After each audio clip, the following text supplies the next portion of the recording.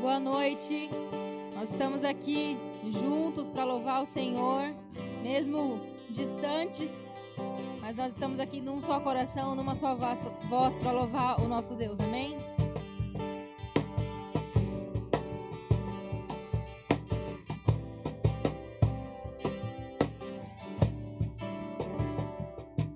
Esta paz que eu sinto em minha alma não é porque tudo me vai bem.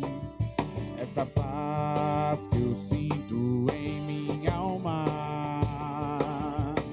é porque eu louvo ao meu Senhor e não olho para as circunstâncias.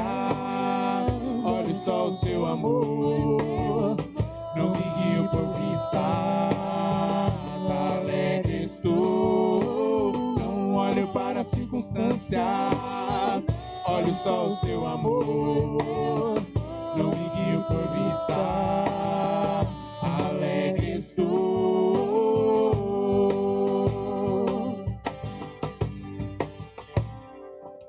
Este gozo eu sinto em minha alma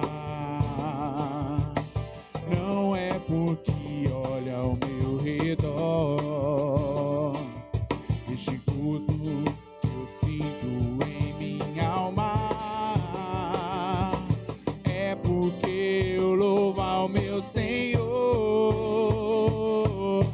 Não olho para as circunstâncias, olho só o seu amor, não me guio por vista, alegre estou. Não olho para as circunstâncias, olho só o seu amor, não me guio por vista, alegre estou.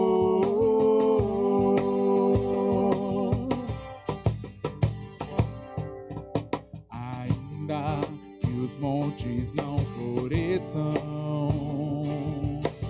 e a vide não dê o seu fruto, ainda que os montes lancem-se ao mar, ou que a terra trema, hei de confiar. Não olho para as circunstâncias, olho só o seu amor, não me guio por vista, alegre estou. Não olho para as circunstâncias, olho só o seu amor, não me guio por vista, alegre estou.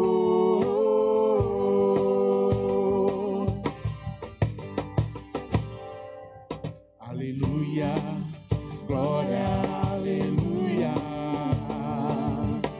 aleluia, glória ao meu Senhor. Aleluia, glória, aleluia, aleluia, glória ao meu Senhor. Não olho para as circunstâncias, olho só o seu amor, não me guio por vista, alegre estou. Não olho para as circunstâncias, olho só o seu amor, não me guio por vista, alegre estou.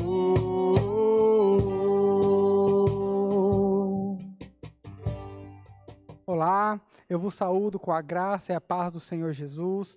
Em tempos de crise como esse, em tempos de isolamento social, mais do que nunca, que a paz do Senhor Jesus possa inundar os nossos lares, possa transbordar da sua vida, para tocar o coração das pessoas. Esse é o culto da Igreja Presbiteriana do Bairro Mambaí. Nós estamos começando o nosso culto online, então eu te convido a abrir a sua casa, peço licença para que nós transformemos os nossos lares em templos. Muito mais que paredes, a igreja ela é feita pelo corpo de Cristo, pela união dos membros. Então que nós possamos nesse dia de hoje, um dia muito especial, um dia que nós celebramos a ressurreição de Cristo, quero desejar uma feliz Páscoa, um tempo onde nós possamos meditar sobre a ressurreição de Cristo.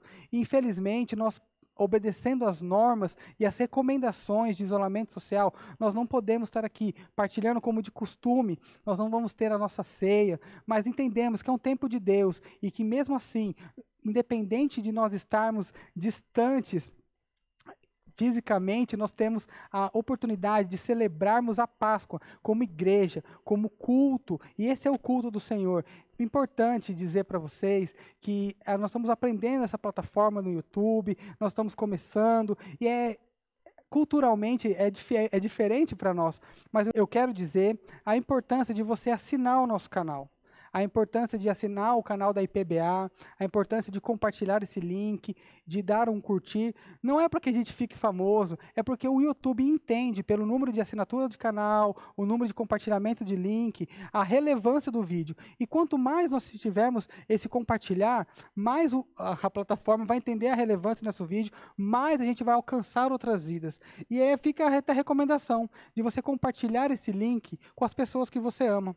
Um domingo de Páscoa, um domingo que nós vamos refletir sobre a ressurreição de Cristo e a importância disso para nossas vidas, você tem uma oportunidade muito bonita, uma oportunidade maravilhosa de compartilhar deste culto com quem você ama.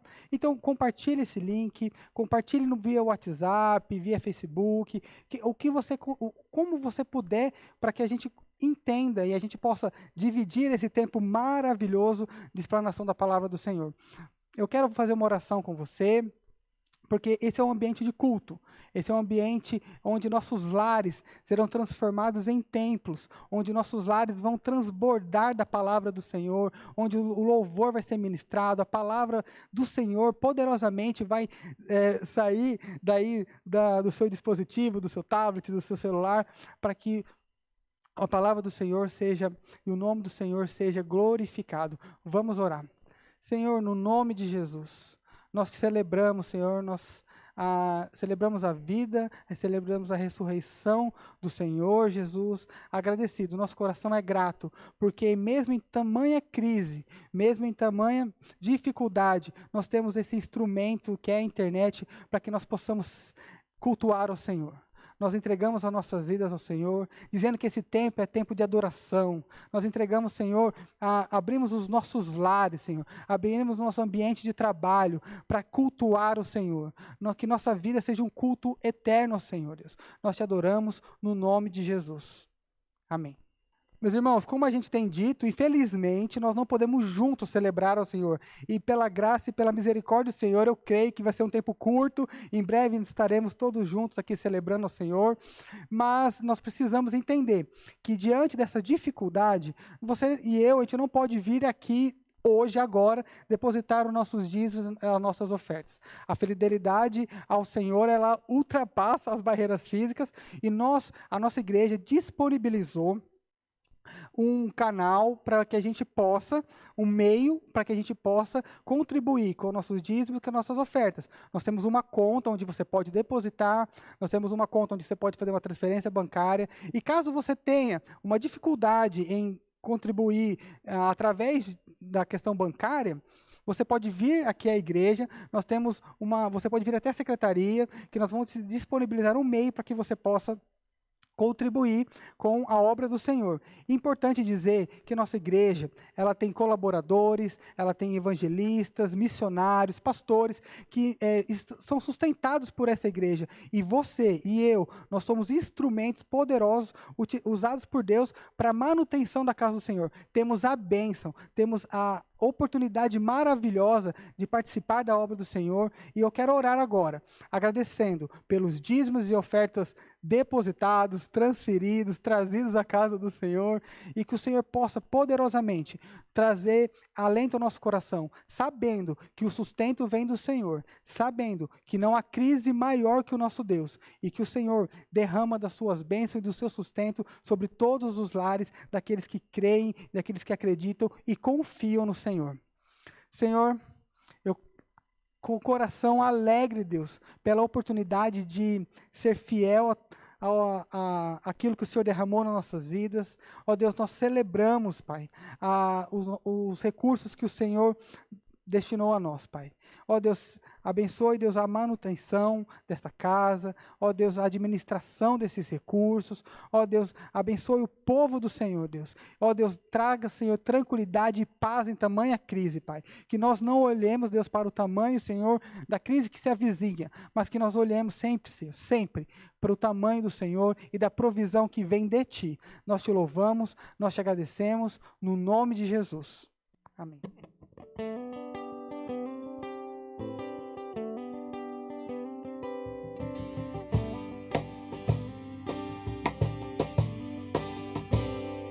Há um doce Espírito aqui, e eu sei que é o Espírito de Deus. Já podemos todos perceber a presença de Jesus, o Salvador. Doce presença, presença santa, vem sobre nós, encher-nos com o teu poder, te adoraremos por tua presença aqui, e que renovará os nossos corações. Louvado seja o Senhor. Se te achas salve ao invés, estás débil, oprimido e sem vigor, ante já a presença de Jesus, e o Espírito te encherá de amor. Doce presença, presença santa, vem sobre nós, encher-nos com o teu poder, te adoraremos por tua presença aqui, e que renovará os nossos corações. Louvado seja o Senhor. Louvado seja o Senhor.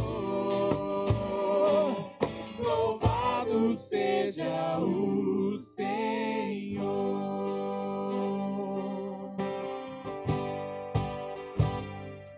Olá, meus irmãos, olá, minhas irmãs. Nós vamos agora para o momento da exposição da palavra. E o texto da reflexão nossa aqui está em Romanos, no capítulo 1, do versículo 16 ao versículo 19. Então eu vou estar aqui lendo com os irmãos, você acompanhe a leitura do texto, pois a palavra de Deus ela diz assim: pois não me envergonho do evangelho, porque é o poder de Deus para a salvação de todo aquele que crê, primeiro do judeu e também do grego, visto que a justiça de Deus se revela no evangelho, de fé em fé, como está escrito: o justo viverá por fé. A ira de Deus se revela do céu contra toda impiedade e perversão dos homens que detêm a verdade pela injustiça. Porquanto o que de Deus se pode conhecer é manifesto entre eles, porque Deus lhes manifestou. Vamos orar? Pai, nesse momento, ó Deus, de exposição da sua palavra, nós pedimos a Ti, ó Deus, que o Senhor aquiete o nosso coração e que todos nós, ó Pai, possamos estar atentos àquilo que o Senhor tem para falar para a gente. Ó Deus, que essa palavra ela venha a ser cravada no nosso coração, ó Deus, de modo que a gente não apenas ouça e retenha, mas que também possamos, ó Deus, aplicar no nosso dia a dia, nas nossas práticas, no nosso comportamento, as suas sagradas instruções, Pai, para a vida de cada um. Que o Senhor esteja alcançando, ó Deus, com poder, que o Senhor esteja alcançando com a graça do Senhor todos os nossos irmãos que estão assistindo, ó Deus, este vídeo, todos os nossos irmãos que estão esparramados, ó Deus, na face da terra, nesse momento onde a sua igreja ela está reunida de modo online, mas com excelência, mas com devoção, com respeito, ó Deus, a sua sagrada Escritura. É o que nós pedimos ao Senhor, no nome de Jesus. Amém. Bom, irmãos, esse texto que nós acabamos de ler, ele é um texto que fala muito ao nosso coração, porque é onde o apóstolo Paulo, ele traz para nós aqui algumas afirmações, né? Nós podemos encontrar aqui o apóstolo Paulo falando que ele não se envergonha desse evangelho, porque esse evangelho é o poder de Deus para a salvação de todo aquele que crê. O apóstolo Paulo, ele nos mostra que esse texto, que esse evangelho do qual ele não se envergonha, é o poder de Deus. Então isso é algo muito interessante, porque hoje nós estamos celebrando a Páscoa. Você já deve ter ouvido aí ou assistido o sermão de domingo de manhã, que foi ministrado pelo reverendo Jefferson, onde ele falou para nós algo relacionado acerca da ressurreição de Jesus Cristo. E agora, no momento aqui da exposição, nós temos a plena convicção que nos é trazida através da compreensão desse texto, de que esse evangelho, ele é o poder de Deus, ele é a justiça de Deus. E olha que coisa maravilhosa. Então, esse Cristo maravilhoso que ressuscitou, esse Cristo maravilhoso que morreu na cruz do Calvário, pagando todo o preço do nosso pecado, pagando a nossa dívida, essa morte expiatória de Jesus Cristo, nos justificou diante de Deus. Então, a ressurreição de Jesus Cristo, ela fez com que cada um de nós, eleitos do Senhor, escolhidos pelo próprio Deus, tivéssemos o grande privilégio de podermos entrar em um relacionamento justo perante a esse Deus maravilhoso. Então, é por isso que esse evangelho é o poder de Deus. Porque o poder de Deus reside, meus irmãos, em tornar o pecador, tornar aquela pessoa que falhou diante de Deus justo. Então agora a nossa realidade já não é mais a realidade daqueles que viviam sem Cristo, daqueles que não foram alcançados pela obra expiatória, daqueles que não receberam a redenção da parte do Pai. A nossa realidade agora é completamente antagônica a essa que eu falei para vocês. Porque agora nós podemos dizer e ter a plena convicção no nosso coração de que nós fomos alcançados pela obra redentora de Jesus Cristo. Quando Paulo ele escreve esse texto aqui, Paulo ele está falando com os judeus. Paulo ele está trazendo uma mensagem aqui destinada aos judeus que estavam lá na igreja de Roma. E esse versículo aqui, esses versículos que nós acabamos de ler, neles contém todos os propósitos dessa carta. Como eu disse para vocês, Paulo aqui ele não está fazendo distinção de pessoas. Paulo ele está falando, né, tanto dos judeus como também dos gregos. E essa igreja que está aqui em Roma, ela é uma igreja que era composta por judeus e por gregos.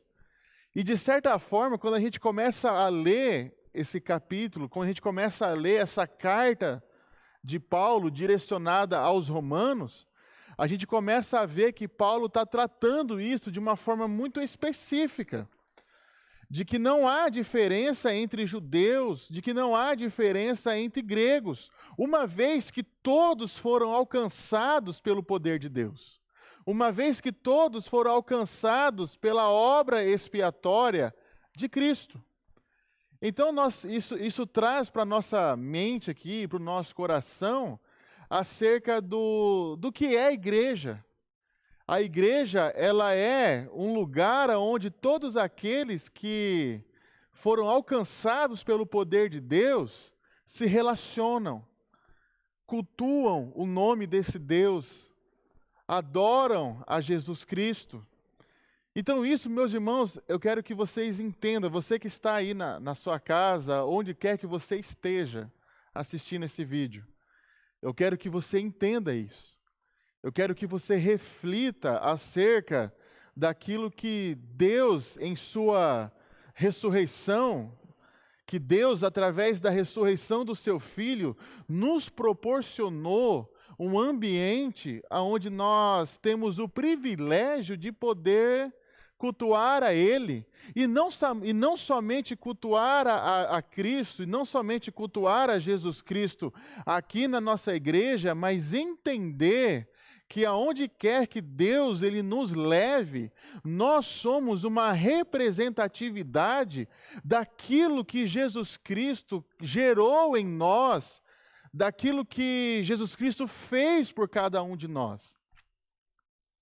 Então, diante disso, paira sobre o ar aqui uma pergunta de o porquê que nós devemos, então, pregar este evangelho. Se nós não reconhecermos que nós só podemos pregar esse evangelho porque houve a ressurreição de Jesus Cristo, se a gente não conseguir entender isso, tudo aquilo que nós falamos é vão. Então, eu volto aqui à pergunta inicial. Por que que nós devemos anunciar o evangelho? Então, esse texto que nós acabamos de ler, ele nos mostra isso, ele explica isso para a gente. A primeira coisa que nós podemos identificar aqui, nesses versículos que nós acabamos de ler, é a primeira expressão que o apóstolo Paulo ele usa no versículo 16, onde ele diz assim, pois não me envergonho. O primeiro motivo que nós devemos ter para poder anunciar este evangelho é crer que este evangelho ele é real. E pelo fato do evangelho ser real, nós não devemos nos envergonhar em anunciar essas verdades, em anunciar os valores do reino de Deus. E quando nós olhamos aqui para essa expressão de Paulo, onde ele diz, pois não me envergonho, é algo surpreendente a gente pensar que acerca do plano de fundo dessa declaração.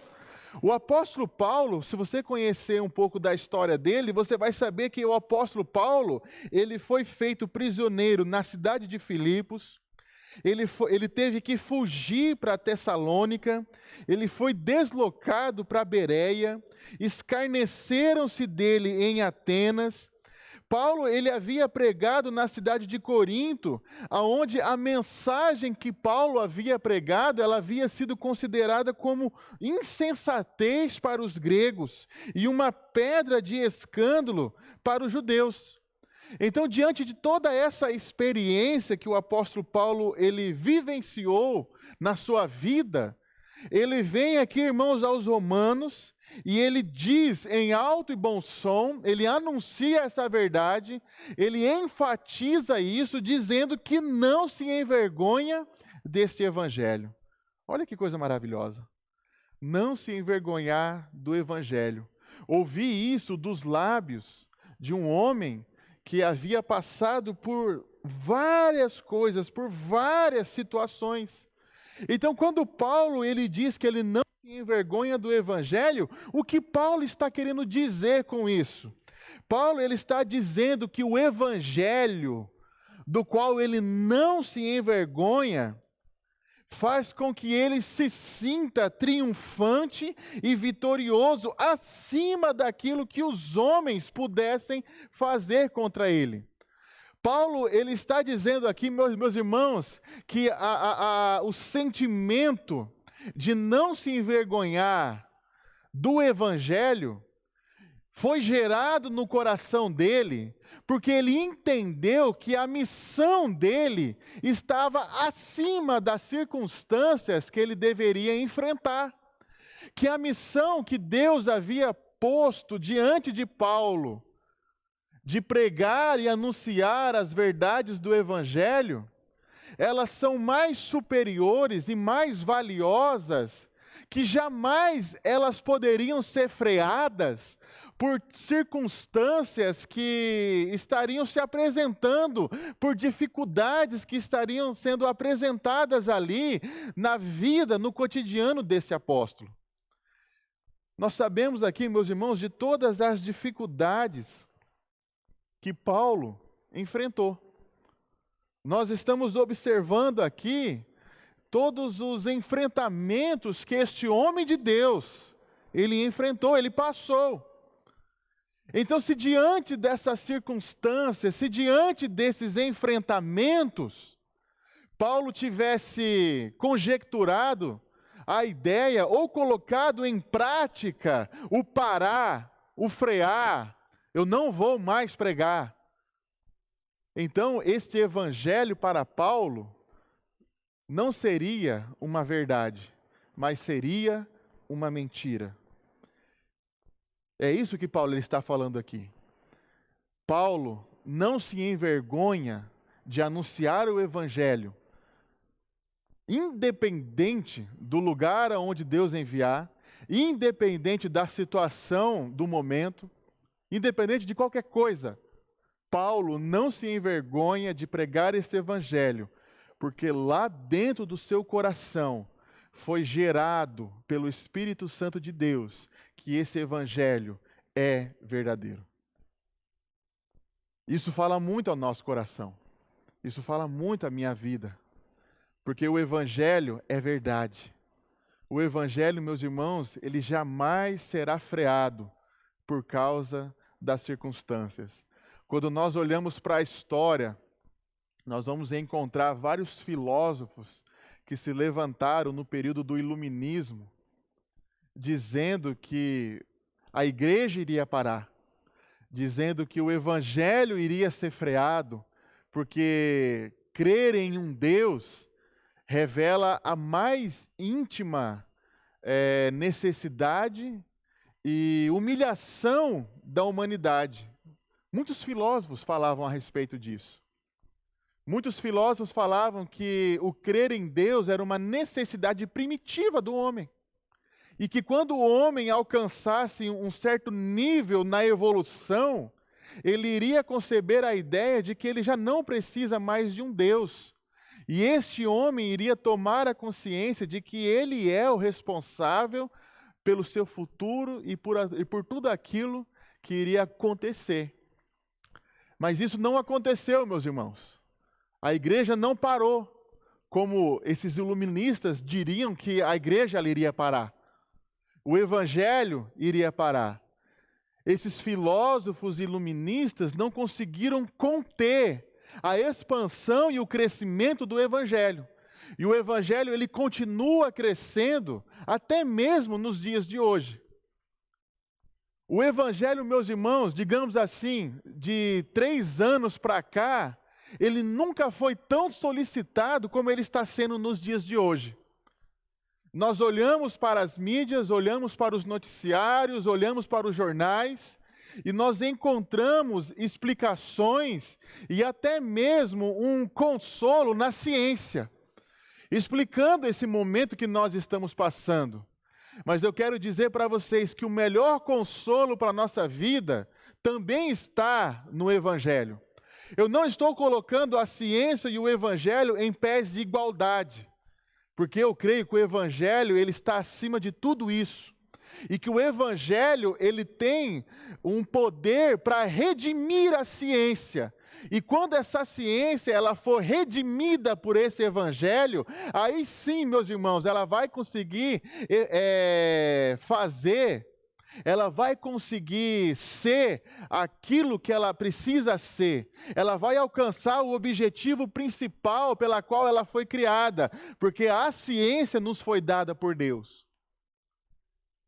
Então, diante de tudo isso que nós estamos vivendo aqui e vivenciando, além do discurso científico, nós que somos cristãos, nós devemos entender que o evangelho é real, que o evangelho, ele é o poder de Deus.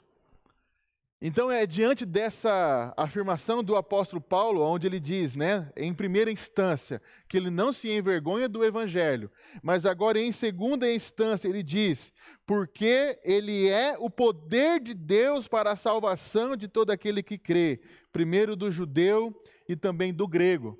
Então, diante dessa afirmação, nós vamos avançar aqui para o segundo elemento e para a segunda resposta do porquê que devemos anunciar o Evangelho. Nós devemos anunciar o Evangelho, meus irmãos, porque ele é explosivo. Quando Paulo ele escreve aqui no versículo 16, dando continuidade, que ele diz, porque é o poder de Deus, essa palavra poder em grego é dínamos. E essa palavra dínamos em grego é a mesma palavra usada para poder traduzir dinamite, que significa explosão. Então o apóstolo Paulo ele está falando assim, olha, eu não me envergonho desse evangelho, porque esse evangelho é o poder de Deus. Ou seja, o poder de Deus, ele é explosivo. E tudo aquilo que explode, meus irmãos, ele tira toda a base, ele desconstrói. Olha que coisa maravilhosa aqui, que a gente pode fazer uma ponte aqui com o significado dessa palavra. Quando cada um de nós, quando a gente foi alcançado pelo poder de Deus, ele não derrubou as nossas convicções, ele não derrubou a nossa base. Quando o poder de Deus alcançou a nossa vida, nós não fomos completamente desestruturados acerca daquilo que acreditávamos que era verdade, mas que agora, depois de Jesus, nós fomos reconstruídos. Então o poder de Deus é isso, meus irmãos. O evangelho ele é explosivo por causa disso, porque ele desestrutura a nossa base, que havia sido construída antes de Jesus Cristo, e agora a partir de Jesus Cristo, nós somos o quê? Uma nova criatura. Acerca desse evangelho, meus irmãos, ele é tão profundo, ele é tão maravilhoso, que ele não pode ser apenas definido como o poder de Deus em nos perdoar. O evangelho, ele não pode ser apenas definido como o perdão dos pecados, porque ele é também o perdão dos pecados.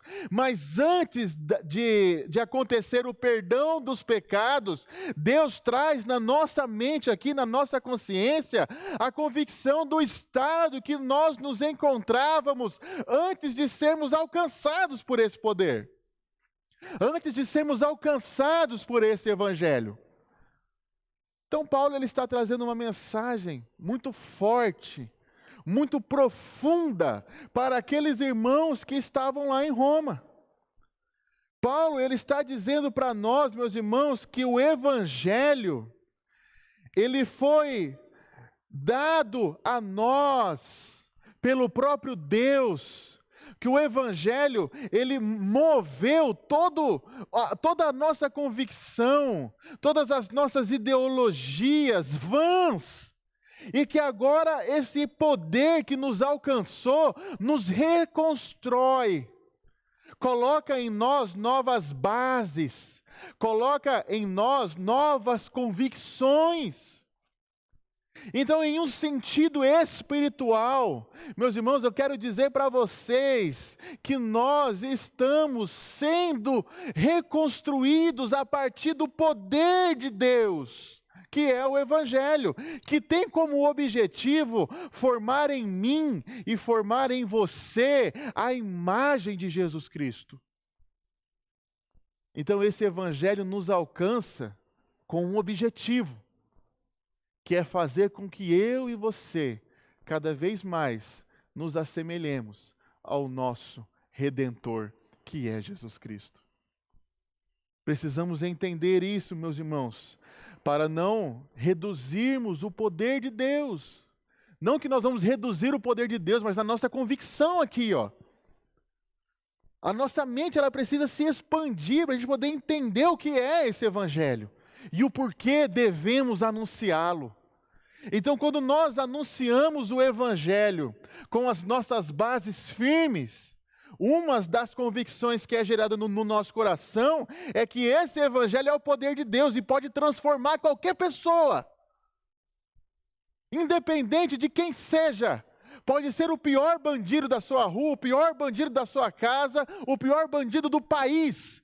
Mas quando o evangelho, que é o poder de Deus, alcança essa pessoa, ele muda, porque ele gera conversão. Mas, sobretudo, meus irmãos, ele gera convicção. Ele nos traz a convicção de como éramos e de que como podemos ser em Jesus Cristo.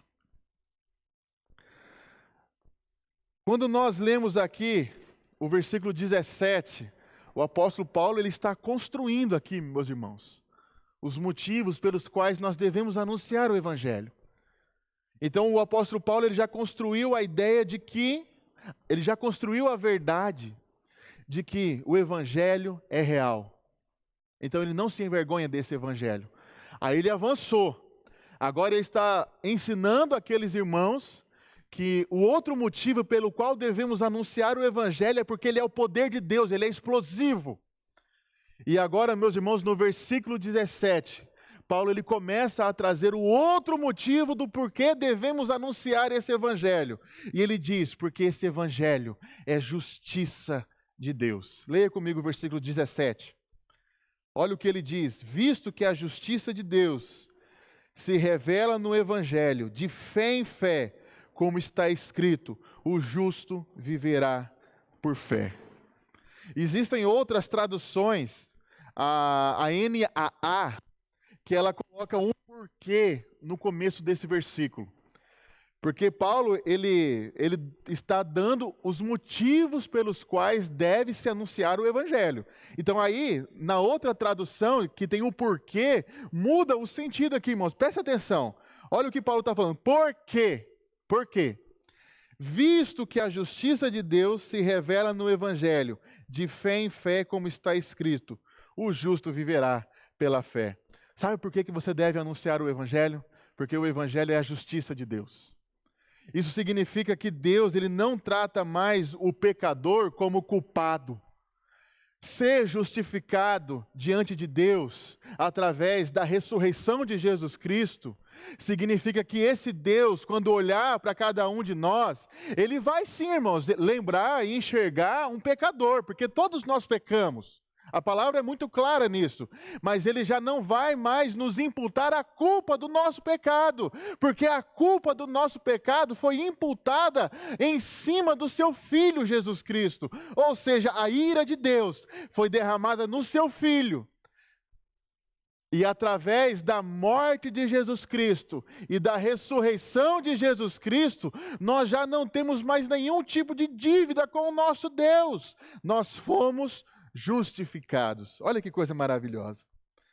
Então o evangelho, meus irmãos, ele revela também para nós, dentro desse versículo que nós acabamos de ler, que o único justo que poderia ser o bode expiatório, ou que poderia ser, o alvo da ira de Deus no meu lugar e no seu lugar, ele andou no meio de nós, que foi Jesus Cristo. Jesus Cristo, como homem, padeceu de todas as necessidades que nós padecemos também. Jesus Cristo, como homem, ele passou por todas as fases do desenvolvimento psicológico, social. Ele passou por tudo isso. Jesus Cristo foi bebê, Jesus Cristo foi criança, Jesus Cristo foi um pré-adolescente, Jesus Cristo foi adolescente, foi um jovem adulto. Jesus Cristo passou por estas fases. Então, o único justo, o único que poderia receber de forma direta a ira de Deus por conta do nosso pecado, foi o próprio Deus que se encarnou em Jesus Cristo. Sabe por que você deve pregar o Evangelho? Sabe por que você deve anunciar esse Evangelho? Porque esse Evangelho, ele aponta para a justiça de Deus. A justiça de Deus não é a justiça do homem que se assemelha à vingança. Ah, alguém fez um mal para mim, agora eu vou retribuir com mal também. Não, irmãos. Mas a justiça de Deus, ela pega uma pessoa que fez mal para alguém e paga a dívida dela. E agora ela pode se achegar a Deus, não pelos seus próprios méritos, mas pelos méritos de Jesus Cristo. E quando esse Deus receber essa pessoa, que vai chegar um dia que Deus irá nos receber diante dele, ele vai olhar para nós, irmãos, e ele vai ver o sacrifício de Jesus Cristo. E ele vai ver em nós, as características de uma pessoa que foi alcançada pelo Evangelho. Isso, de certa forma, muda completamente o modo como nós devemos nos comportar diante das pessoas, diante das situações. Quando nós olhamos aqui na última expressão desse versículo, onde ele diz: o justo viverá por fé.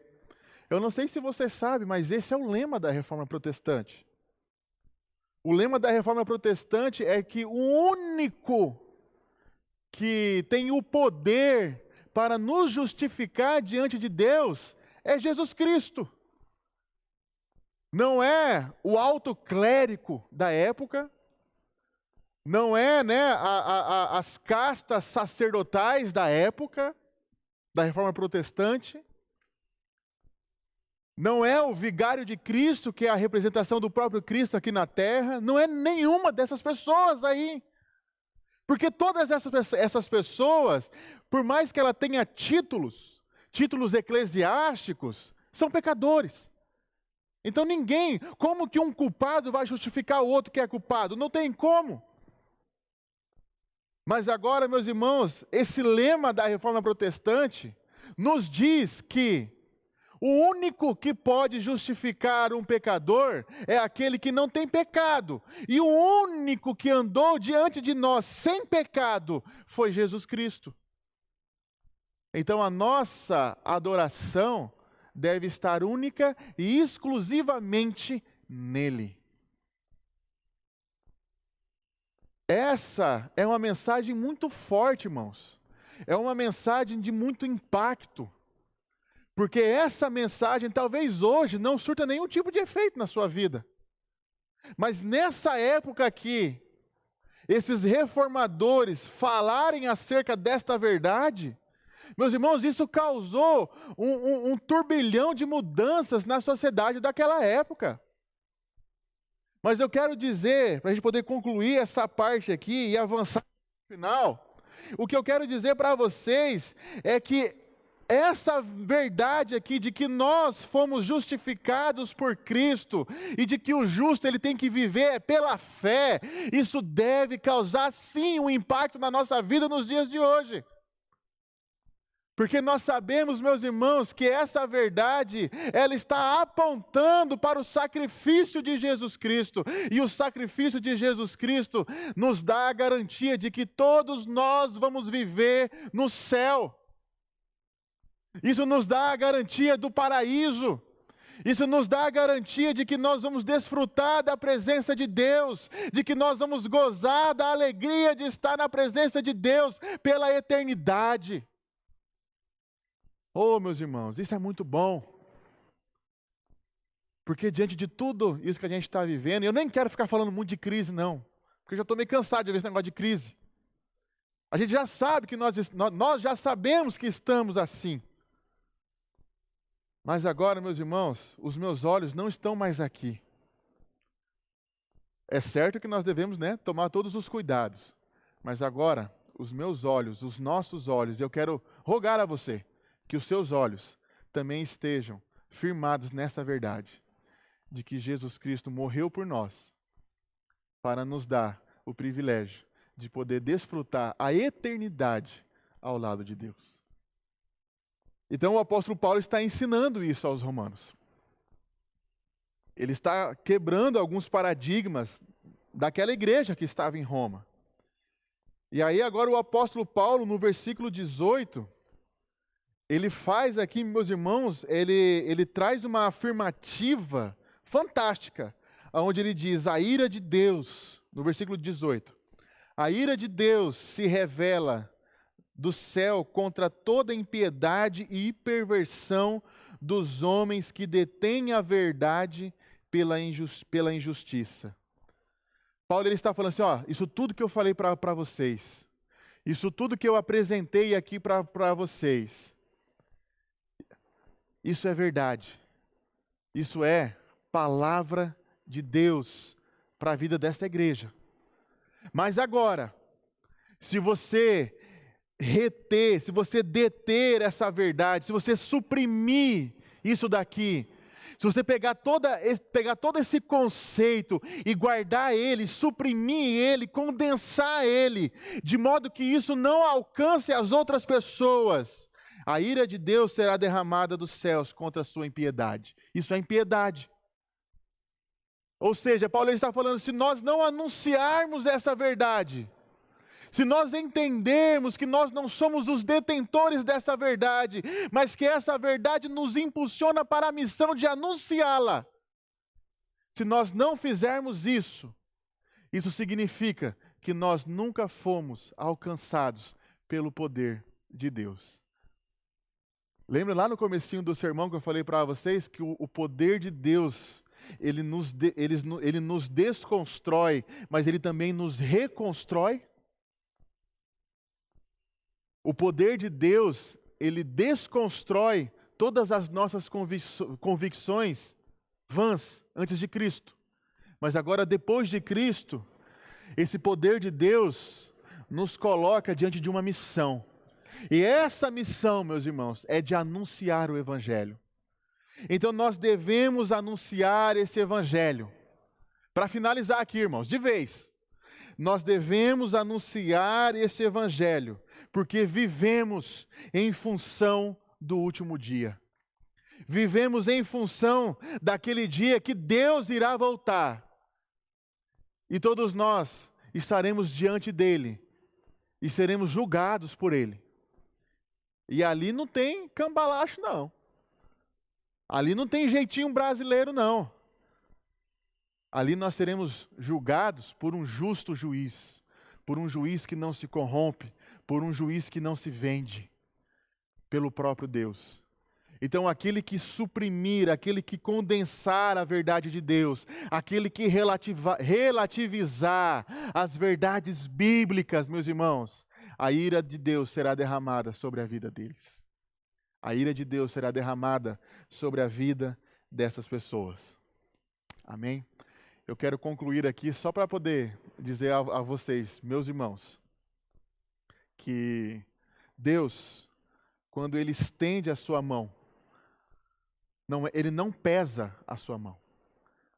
Deus, quando Ele estende a sua mão, é para resgatar. Agora, a pior coisa que pode acontecer na vida de uma pessoa não é o estender das mãos de Deus, mas é o recolher de suas mãos. Porque quando Deus recolhe a sua mão, significa que nós estamos à mercê de nós mesmos.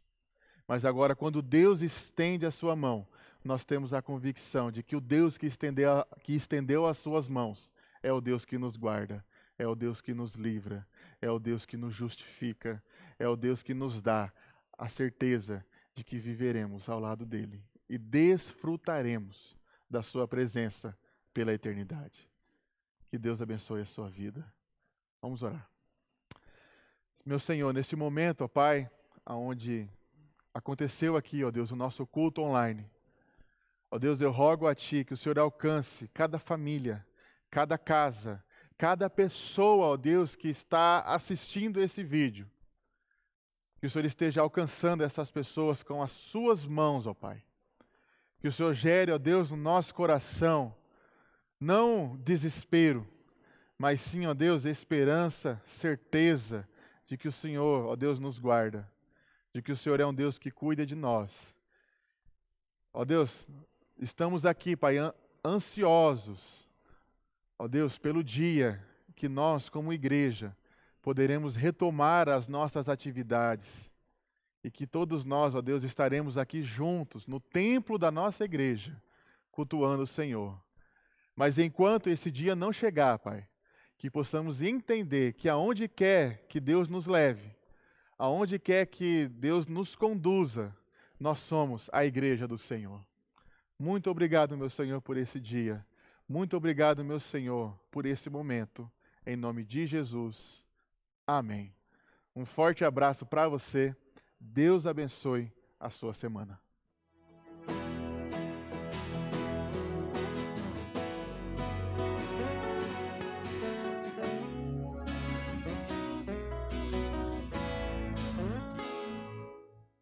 Santo, Pai, tu és santo, mesmo que a escuridão venha me envolver.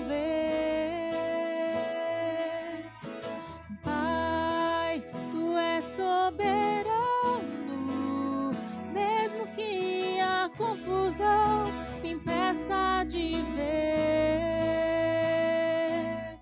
Senhor, eu não mereço teu amor. Quando não creio e peço teu tocar, desejo ser um reflexo claro e puro do teu amor.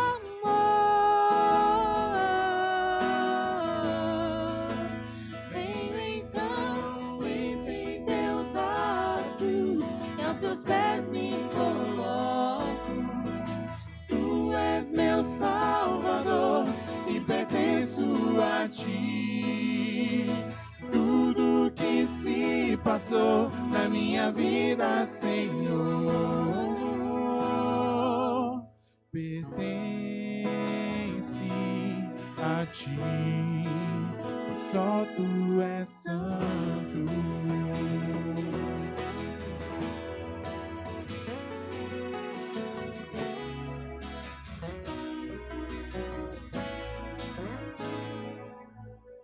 Santo, Pai, tu és santo, mesmo que a escuridão venha me envolver. Pai, tu és soberano, mesmo que a confusão me impeça de ver. Senhor, eu não mereço teu amor. Quando não crendo, impeço teu tocar. Desejo ser um reflexo claro e puro do teu amor.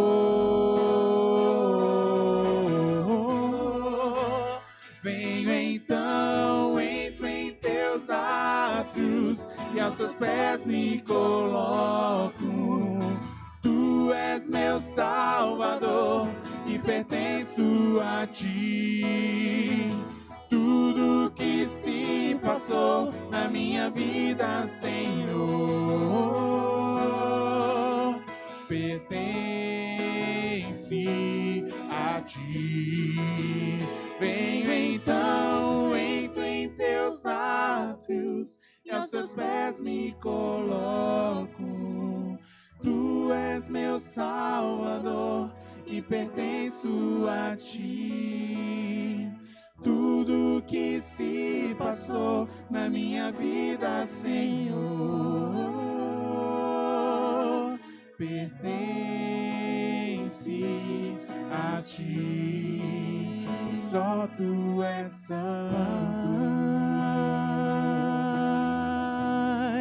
Meu Pai, meu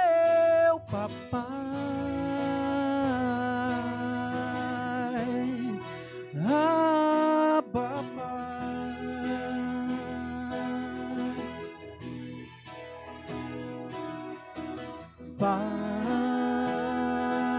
Pai, meu Pai, meu papai, Abba, Pai.